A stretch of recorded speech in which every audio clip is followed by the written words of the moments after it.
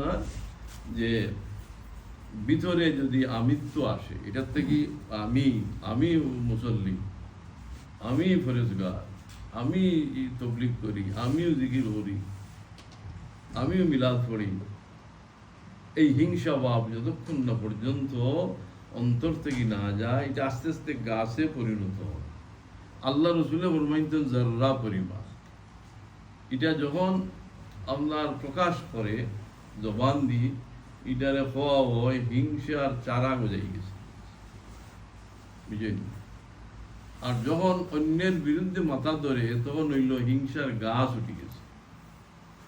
আর যখন আপনার এটার দ্বারা দুশ্মনী হরিলায় দেখা হয়েছে, হিংসার ফল ধরে গেছে এটার কাছে।